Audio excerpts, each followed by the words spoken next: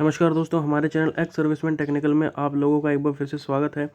दोस्तों, स्क्रीन में आपको पैसे दिखाई दे रहे होंगे, तो जाहिर सी बात है पैसों से रिलेटेड ही बात है और ठीक ठाक न्यूज़ है, आपको हो सकता है पसंद आएगी। और उससे पहले बताना चाहूँगा, जो लोग नए हैं हमारे चैनल को सब्सक्राइब कर लीजिए। सब्सक्राइब करने का फ़ायदा ये है कि आपके पास हमारे जो नोटिफिकेशंस हैं वो जल्दी पहुँच जाते हैं। सब्सक्राइब करने के साथ साथ घंटे का निशान जरूर दबाइए। तो चलिए बात करते हैं न्यूज़ की। रिटायर होने वाले सरकारी कर्मचारियों को मोदी सरकार ने दी बड़ी राहत। कोरोना काल में तत्काल मिलेगा पेंशन से जुड़ा लाभ। अब वो क्या लाभ मिलेगा उसके बारे में हम बात कर लेते हैं एक बार। रिटायर्ड सरकारी कर्मचारियों को कोरोना काल में बड़ी राहत दी गई है। देश में रिटायर होने वाले सरकारी कर्मचारियों को मोदी सरकार ने एक बड़ा तोहफा दिया है। भारत में अप्रत्याशित तरीके से फैले कोविड-19 महामारी की वजह से भले रिटायर होने वाले सरकारी कर्मचारियों की पेंशन प्रक्रिया शुरू होने में देर हो रही हो, लेकिन इस कोरोना काल में उन्हें जल्द ही सेवानिवृत्ति का आंशिक लाभ मिलने जा रहा है। और वो क्या लाभ है उसके बारे में बात कर लेते हैं। बीते 17 जुलाई 2020 को कार्मिक लोक शिकायत और पेंशन मंत्रालय के अधीनस्थ पेंशन और पेंशनर कल्याण विभाग की ओर से इस कोरोना काल में CCS अधिनियम 1972 के नियम 64 के तहत रिटायर होने वाले सरकारी कर्मचारियों को आंशिक लाभ देने को लेकर एक ऑफिस मेमोरेंडम यानी ज्ञापन जारी किया गया। विभाग की ओर से जारी ज्ञापन में इस बात का जिक्र किया गया है कि सरकारी कर्मचारी को अपने पेंशन फॉर्म 5, फॉर्म 3 आदि को अपने कार्यालय प्रमुख हेड ऑफ डिपार्टमेंट के पास जमा कराने में कठिनाई हो सकती है या कार्यालय प्रमुख पेंशन से संबंधित वेतन और लेखा कार्यालय को समय पर सेवा पुस्तिका की हार्ड कॉपी में दावा प्रपत्र को अग्रसारित करने में असमर्थ हो सकता है, खासकर तब जब दोनों कार्यालय अलग अलग शहरों में हों, या फिर ऐसे मामले भी हो सकते हैं जहां वेतन और लेखा कार्यालय सरकारी कर्मचारियों की सेवानिवृत्ति से पहले पेंशन के प्राधिकरण के लिए मामले को संसाधित करने में सक्षम नहीं है।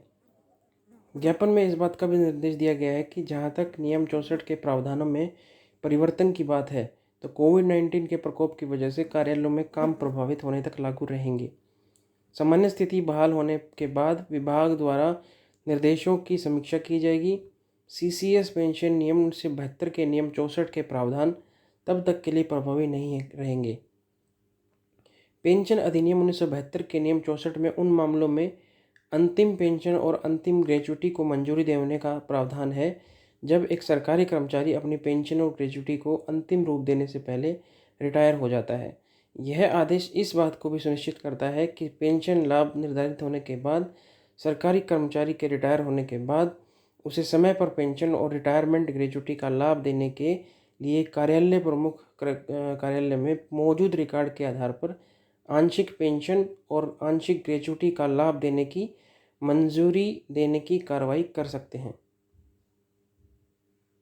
इसके साथ ही आंशिक पेंशन और ग्रेच्युटी को उन परिस्थितियों में भी मंजूरी दी जा सकती है जब रिटायर होने वाले सरकारी कर्मचारी किसी भी वजह से अपना पेंशन दावा फॉर्म जमा कराने में सक्षम नहीं है।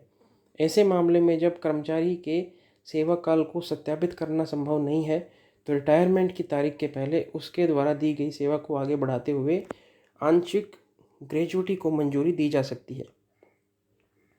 ज्ञापन में यह भी कहा गया है कि वेतन और लेखा कार्यालय प्रमुख द्वारा अग्रसारित अंतिम परिलब्धियों तथा सरकारी सेवा काल के विवरण के आधार पर मामले पर विचार कर आंशिक पेंशन और आंशिक ग्रेच्युटी को उसी तरह से जारी करना चाहिए जैसे कि स्थापना के समय वेतन और भत्ते का भुगतान किया जाता रहा है। वेतन और लेखा कार्यालय आंशिक पेंशन और ग्रेच्युटी की जारी करने की स्थिति में सेवा पुस्तिका सहित मामले के पूर्ण दस्तावेजों के लिए कार्यालय प्रमुख पर जोर नहीं डालेगा। इतना ही नहीं, ऐसे मामलों में जहां आंशिक पेंशन की राशि बाद में अंतिम पेंशन की राशि से अधिक पाई जाती है, तो पेंशन की अधिक राशि को CCS पेंशन अधिनियम 1972 के नियम 64 में बताए गए तरीके से समायोजित किया जा सकता है। स्वीकृत आंशिक पेंशन का भुगतान शुरू में सेवानिवृत्ति की तारीख से 6 महीने से अधिक की अवधि के लिए किया जा सकता है। PAO की सहमति और विभाग के प्रमुख द्वारा अनुमोदन के बाद अंतिम मामलों में आंशिक पेंशन की अवधि आगे बढ़ाई जा सकती है। तो ये थी न्यूज़।